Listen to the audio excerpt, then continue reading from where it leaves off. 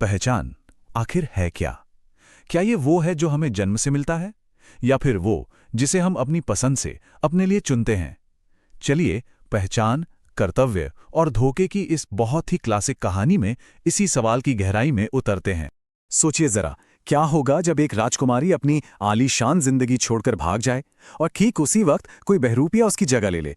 हम बात कर रहे हैं एक जादुई राजकुमारी की, जिसे अपनी विरासत और अपनी आज़ादी के बीच में से किसी एक को चुनना है, और उसका बस एक फैसला घटनाओं की एक ऐसी लड़ी शुरू कर देता है जो सच और झूठ के मायने ही बदल कर रख देगी। तो हमारी कहानी किसी लाचार, बेबस राजकुमारी की नहीं है। नहीं, ये कहानी है एक ऐसी राजकुमारी की जिसकी शक्तियां ही उसकी असली पहचान है। लेकिन कमाल की बात यह है कि उसका अपना शाही परिवार इसे एक बोझ मानता है। वो जैसे परंपरा की जंजीरों में जकड़ी हुई है। ये शब्द हैं राजकुमारी राजेश्वरी के पिता राजा हर्षवर्धन के। जरा सोचिए, एक राजकुमारी अपनी जादुई ताकतों से लोगों को एक खूंखार भालू से बचाती है और बदले में उसे शाबाशी नहीं, डांट मिलती है। बस यहीं से उसके फर्ज और उसकी असलियत के बीच की जो लड़ाई है ना, वो और भी गहरी हो जाती है। देखिए, राजेश्वरी के लिए तो उसकी शक्ति उसकी पहचान है, पर उसके माँ बाप के लिए, उनके लिए ये एक ऐसी बला है जिसे बस छुपा कर रखना है।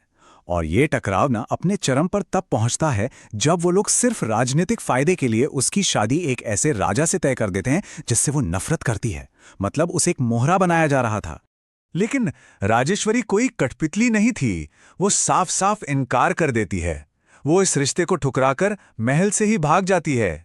दूसरों की लिखीली किस्मत को छोड़कर वो अपनी कहानी खुद लिखने के लिए एक बिल्कुल अनजाने रास्ते पर निकल पड़ती है। तो अब राजेश्वरी तो निकल पड़ी है एक नए रास्ते पर, लेकिन कहानी में एक बहुत ही जबरदस्त मोड़ आता है। किस्मत का खेल देखिए, कोई और उसकी जगह लेने के लिए तैयार खड़ा है। और अब दो बिल्कुल अलग अलग जिंदगियां एक ही सिंहासन की तरफ बढ़ रही हैं। तो अब कहानी यहां से दो रास्तों पर चलती है। एक तरफ है राजेश्वरी, असली राजकुमारी जो आजादी और अपनी जिंदगी का मतलब ढूंढने के लिए एक दासी बन जाती है। और दूसरी तरफ है शांतनी, एक भिखारिन जिसे किस्मत रातों रात उठाकर ऐशो आराम की जिंदगी में पटक देती है। अब दिलचस्प बात यह है कि दोनों दिखती तो हूबहू एक जैसी हैं, लेकिन उनके इरादे बिल्कुल अलग हैं। राजेश्वरी अपनी पहचान छोड़कर जिंदगी का मतलब खोज रही है, तो वहीं शांतनी लालच में आकर उसी पहचान को ओढ़ रही है। मतलब जो एक के लिए बोझ है, वो दूसरे के लिए एक सुनहरा मौका है। और किस्मत का खेल देखिए, महल में एक दासी बनकर काम करते हुए राजेश्वरी को पहली बार असली जिंदगी की कीमत समझ आती है। वहीं उसे राजकुमार प्रताप से प्यार हो जाता है, एक ऐसा इंसान जो उसके पद को नहीं बल्कि उसके असली रूप को देखता है, बिना ये जाने कि वो कौन है।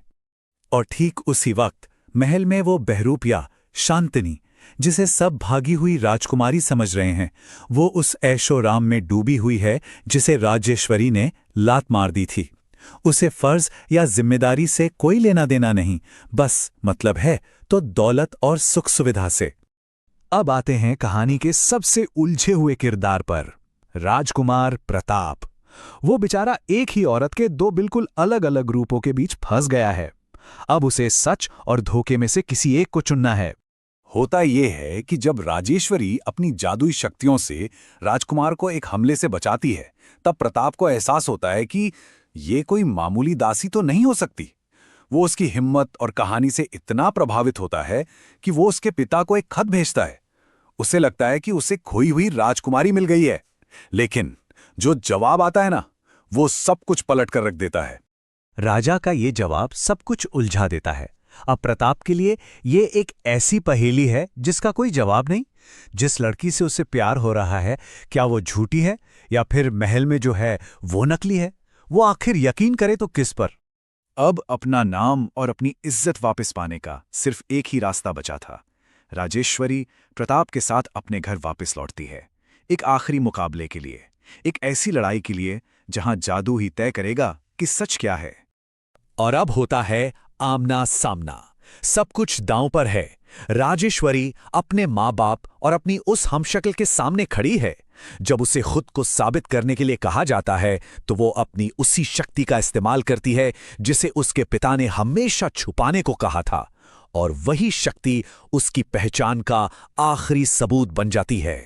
लेकिन रुकिए, ये परीक्षा सिर्फ एक झूठ को बेनकाब करने के लिए नहीं थी। नहीं, ये तो राजवेश्वरी के एक राजकुमारी से एक रानी बनने के सफर का सबसे जरूरी पड़ाव था। उसका ये पूरा सफर हमें दिखाता है कि असली शाहीपन जन्म से नहीं बल्कि कर्म से मिलता है। ये सफर बगावत से शुरू हुआ, विनम्रता से उसने बहुत कुछ सीखा और अपनी शक्तियों को अपनाकर वो मजबूत बनी। आखिरकार उसने अपनी आज़ादी की चाहत और परिवार के प्रति अपने फर्ज के बीच एक सही संतुलन बनाना सीख लिया था। और अपनी इसी नई समझ और हिम्मत के साथ वो सिर्फ अपनी पहचान ही वापस नहीं पाती, बल्कि उस धोखेबाज को माफ भी कर देती है। वो राजकुमार प्रताप से शादी करती है, लेकिन इस बार ये कोई राजनीतिक सौदा नहीं है, ये प्यार और इज्जत पर बनी एक सच्ची साझेदारी है।